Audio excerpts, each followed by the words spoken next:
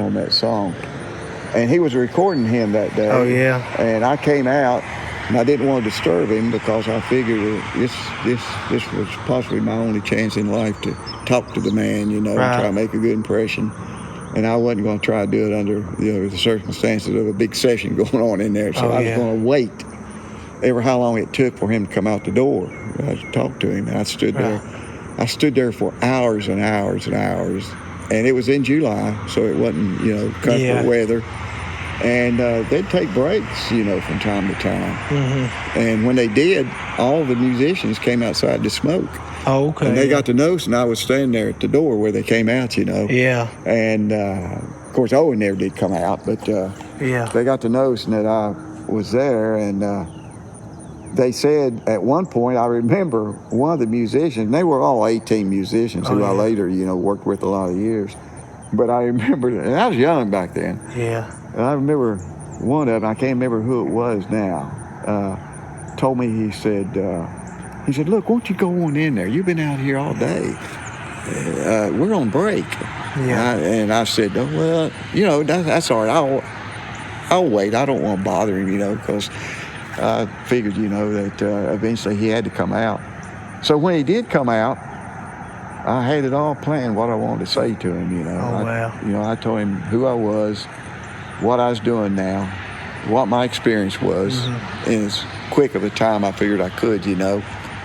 And what's funny is when I started talking to him and I was telling him who I was, he just immediately, you know, stuck his hand out and said, well, it is so good to meet you, Vic. You know, really? I'm Owen Bradley. And, of course, it just kind of disrupted my whole routine, you know, as to what and then I thought, well, gosh, I got to say something. And I said, you know, basically, I just want you to know that if you ever needed anybody else out here, that I sure would like to be considered, you know, and here's my resume. And I handed him the resume, and what's funny, it was about 3 pages.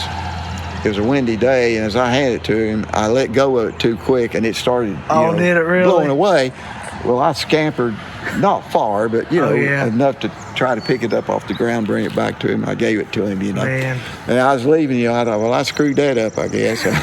Oh, Lord. But the great thing is about 6 months later when I had actually, you know, thought, well, I don't know if this will ever happen.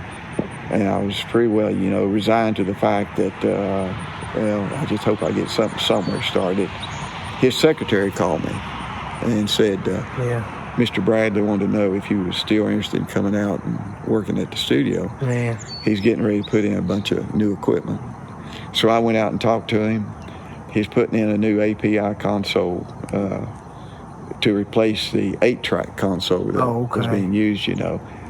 And he said, would you be interested in installing all this equipment I wanted to have? Yeah. I said, I sure would. So he hired me. And so it took, you know, some months to get it done. I pretty well got to the end of it, and I was trying to figure out, you know, how am I going to try to, you know, mention to him I'd like to stay on. And he asked me, he said, would you like to stay on? You know, I can use another engineer. So it was meant it all to worked be. out. It was that telephone pole right there. Is in the picture of the barn, so it gives you a good reference point of where it stood. You can tell. And, now actually where you see the foundation of that's where the barn was. That was actually the barn right there. And what is this building now? It was a studio because that's what was rebuilt into, and Owen worked with for a few years until he passed away. And it was 2 studios. Oh, wow. That was the barn, okay? Yeah. And you see what looks to be a breezeway there? Yeah. Okay. That was open space besides a top, okay? Just so in case it was raining, you could get from the back door of the barn, the front door was up front there, so that you could get from the back door of the barn to the front door over there of the little barn, which was a recording studio. Owen got so busy he had to have another studio built, you know, because he couldn't take care of all the work. And who would run that studio? 24/7. Well, there was 3 of us that were engineers here, you know, that worked on. Yeah, and so that's the way it, you know, lined out. And it goes to where the grass isn't cut down. Oh, through yeah. there. Now,